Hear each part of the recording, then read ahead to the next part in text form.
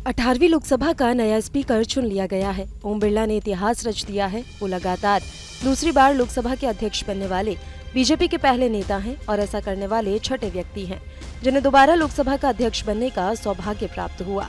ऐसे में हम आपको बताने जा रहे हैं कि ओम बिरला के अध्यक्ष बनने से नीतीश और नायडू को कैसे फायदा होगा। पीएम मोदी ने ओम बिरला के नाम का प्रस्ताव रखा था। विपक्ष की तरफ से के सुरेश कैंडिडेट थे। विपक्ष ने वोटिंग की मांग की थी, लेकिन प्रोटेम स्पीकर ने इसे खारिज कर दिया। सदन में ध्वनि मत से बिरला के नाम का प्रस्ताव स्वीकार कर लिया गया।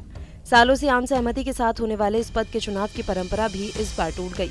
ओम बिरला स्पीकर तो बन गए, लेकिन एक बड़ा सवाल ये है कि इससे किंग मेकर बने नीतीश कुमार और चंद्रबाबू नायडू को कितना फायदा और नुकसान है।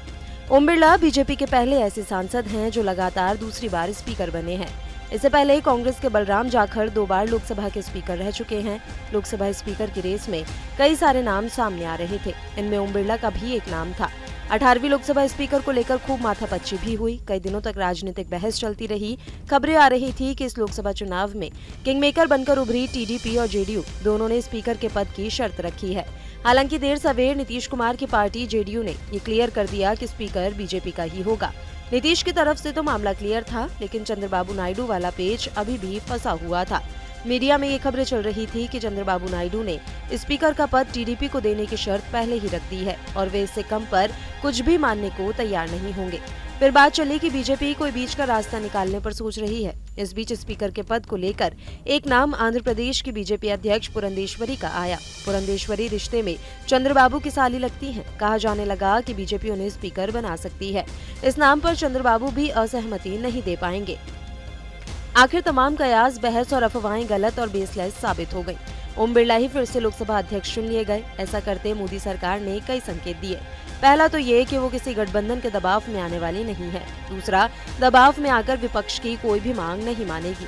तीसरा, अकेली बीजेपी के पास पूर्ण बहुमत नहीं होने के बावजूद सरकार अपना काम बिना किसी बाधा के करती रहेगी। ऐसे में सवाल वही है कि बीजेपी के लोकसभा स्पीकर बनने से किसको कितना फायदा होगा। बीजेपी ने ये फैसला टीडीपी और जेडीयू से बात करने के बाद ही लिया है। बीजेपी की कहीं न कहीं चंद्रबाबू नायडू से अंदर खाने बात हो गई है। नायडू को अपनी राजधानी बनानी है और पैकेज भी चाहिए। राजनीति के जानकारों का मानना है कि नायडू सिर्फ अपने कामों को होते हुए देखना चाहते हैं। उन्हें ये बात पता थी कि स्पीकर के चुनाव से हल्ला गुल्ला होगा। विपक्ष की तरफ से स्पीकर पद के लिए कैंडिडेट घोषित करने, सबसे सीनियर और दलित कम्युनिटी से आने वाले सांसद को आगे करने के बड़े राजनीतिक मायने हैं।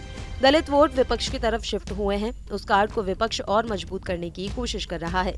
वहीं दूसरी तरफ अगर नुकसान की बात करें तो राजनीति के जानकारों का मानना है कि बीजेपी के स्पीकर से नीतीश नायडू को कुछ खास नुकसान नहीं है। हालांकि जम्मू कश्मीर के पूर्व मुख्यमंत्री और नेशनल कॉन्फ्रेंस के नेता उमर अब्दुल्ला ने बीजेपी पर कटाक्ष करते हुए नीतीश कुमार और चंद्रबाबू नायडू को आगाह जरूर किया है।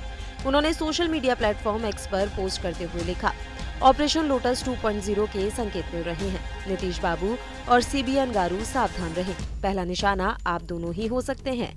वहीं आपको बता दें कि ओम बिरला का जन्म 23 नवंबर 1962 को राजस्थान के कोटा शहर में हुआ था। उनके पिता का नाम श्री कृष्ण बिरला और माता का नाम श्रीमती शकुंतला देवी था। 11 मार्च 1991 को उन्होंने डॉक्टर अमिता बिरला से शादी की। आकांक्षा और अंजलि बिरला नाम की उनकी 2 बेटियां हैं। ओम बिरला की पढ़ाई लिखाई की बात करें तो उन्होंने साल 1986 में महर्षि दयानंद सरस्वती विश्वविद्यालय से एमकॉम की डिग्री ली थी। एनडीए की तरफ से ओम बिरला को स्पीकर बनाए जाने से भी विपक्ष नाराज बताया जा रहा है। इसकी बड़ी वजह उनका पिछला कार्यकाल माना जा रहा है। विपक्ष का आरोप है कि उनका रवैया पक्षपातपूर्ण रहा है। 2 दिन में उन्होंने विपक्ष के 146 सांसद निलंबित कर दिए थे। साथ ही विपक्ष की टीएमसी सांसद महुआ मोइत्रा के निलंबन से भी नाराज है। खैर, ओम बिरला के स्पीकर बनने से किसको कितना फायदा और नुकसान है, ये तो आने वाला वक्त ही बताएगा। आपको हमारा ये वीडियो कैसा लगा, हमें कमेंट बॉक्स में जरूर बताएं। देश दुनिया की तमाम और यूपी उत्तराखंड की हर छोटी बड़ी खबरों के लिए न्यूज स्टेट चैनल को सब्सक्राइब करना ना भूलें। 18वीं लोकसभा का नया स्पीकर चुन लिया गया है। ओम बिरला ने इतिहास रच दिया है। वो लगातार दूसरी बार लोकसभा के अध्यक्ष बनने वाले बीजेपी के पहले नेता हैं और ऐसा करने वाले छठे व्यक्ति हैं जिन्हें दोबारा लोकसभा का अध्यक्ष बनने का सौभाग्य प्राप्त हुआ। ऐसे में हम आपको बताने जा रहे हैं कि ओम बिरला के अध्यक्ष बनने से नीतीश और नायडू को कैसे फायदा होगा। पीएम मोदी ने ओम बिरला के नाम का प्रस्ताव रखा था। विपक्ष की तरफ से के सुरेश कैंडिडेट थे। विपक्ष ने वोटिंग की मांग की थी, लेकिन प्रोटेम स्पीकर ने इसे खारिज कर दिया। सदन में ध्वनि मत से बिरला के नाम का प्रस्ताव स्वीकार कर लिया गया। सालों से आम सहमति के साथ होने वाले इस पद के चुनाव की परंपरा भी इस बार टूट गई। ओम बिरला स्पीकर तो बन गए, लेकिन एक बड़ा सवाल ये है कि इससे किंग मेकर बने नीतीश कुमार और चंद्रबाबू नायडू को कितना फायदा और नुकसान है। ओम बिरला बीजेपी के पहले ऐसे सांसद हैं जो लगातार दूसरी बार स्पीकर बने हैं। इससे पहले कांग्रेस के बलराम जाखड़ 2 बार लोकसभा के स्पीकर रह चुके हैं।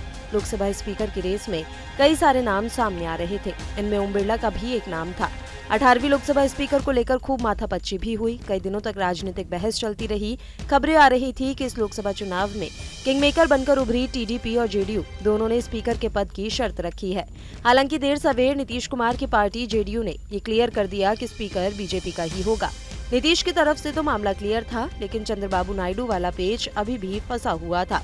मीडिया में ये खबरें चल रही थी कि चंद्रबाबू नायडू ने स्पीकर का पद टीडीपी को देने की शर्त पहले ही रख दी है और वे इससे कम पर कुछ भी मानने को तैयार नहीं होंगे। फिर बात चली कि बीजेपी कोई बीच का रास्ता निकालने पर सोच रही है। इस बीच स्पीकर के पद को लेकर एक नाम आंध्र प्रदेश की बीजेपी अध्यक्ष पुरंदेश्वरी का आया। पुरंदेश्वरी रिश्ते में चंद्रबाबू की साली लगती हैं। कहा जाने लगा कि बीजेपी उन्हें स्पीकर बना सकती है। इस नाम पर चंद्रबाबू भी असहमति नहीं दे पाएंगे। आखिर तमाम कयास, बहस और अफवाहें गलत और बेसलेस साबित हो गईं। ओम बिरला ही फिर से लोकसभा अध्यक्ष चुन लिए गए। ऐसा करते मोदी सरकार ने कई संकेत दिए। पहला तो ये कि वो किसी गठबंधन के दबाव में आने वाली नहीं है। दूसरा, दबाव में आकर विपक्ष की कोई भी मांग नहीं मानेगी। तीसरा, अकेली बीजेपी के पास पूर्ण बहुमत नहीं होने के बावजूद सरकार अपना काम बिना किसी बाधा के करती रहेगी। ऐसे में सवाल वही है कि बीजेपी के लोकसभा स्पीकर बनने से किसको कितना फायदा होगा। बीजेपी ने ये फैसला टीडीपी और जेडीयू से बात करने के बाद ही लिया है। बीजेपी की कहीं न कहीं चंद्रबाबू नायडू से अंदर खाने बात हो गई है। नायडू को अपनी राजधानी बनानी है और पैकेज भी चाहिए। राजनीति के जानकारों का मानना है कि नायडू सिर्फ अपने कामों को होते हुए देखना चाहते हैं। उन्हें ये बात पता थी कि स्पीकर के चुनाव से हल्ला गुल्ला होगा। विपक्ष की तरफ से स्पीकर पद के लिए कैंडिडेट घोषित करने, सबसे सीनियर और दलित कम्युनिटी से आने वाले सांसद को आगे करने के बड़े राजनीतिक मायने हैं। दलित वोट विपक्ष की तरफ शिफ्ट हुए हैं। उस कार्ड को विपक्ष और मजबूत करने की कोशिश कर रहा है। वहीं दूसरी तरफ अगर नुकसान की बात करें तो राजनीति के जानकारों का मानना है कि बीजेपी के स्पीकर से नीतीश नायडू को कुछ खास नुकसान नहीं है। हालांकि जम्मू कश्मीर के पूर्व मुख्यमंत्री और नेशनल कॉन्फ्रेंस के नेता उमर अब्दुल्ला ने बीजेपी पर कटाक्ष करते हुए नीतीश कुमार और चंद्रबाबू नायडू को आगाह जरूर किया है। उन्होंने सोशल मीडिया प्लेटफॉर्म एक्स पर पोस्ट करते हुए लिखा, ऑपरेशन लोटस 2.0 के संकेत मिल रहे हैं। नीतीश बाबू और सीबीएन गारू सावधान रहें। पहला निशाना आप दोनों ही हो सकते हैं। वहीं आपको बता दें कि ओम बिरला का जन्म 23 नवंबर 1962 को राजस्थान के कोटा शहर में हुआ था। उनके पिता का नाम श्री कृष्ण बिरला और माता का नाम श्रीमती शकुंतला देवी था। 11 मार्च 1991 को उन्होंने डॉक्टर अमिता बिरला से शादी की। आकांक्षा और अंजलि बिरला नाम की उनकी 2 बेटियां हैं। ओम बिरला की पढ़ाई लिखाई की बात करें तो उन्होंने साल 1986 में महर्षि दयानंद सरस्वती विश्वविद्यालय से एमकॉम की डिग्री ली थी।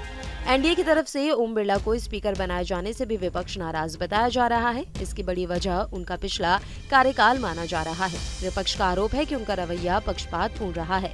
2 दिन में उन्होंने विपक्ष के 146 सांसद निलंबित कर दिए थे।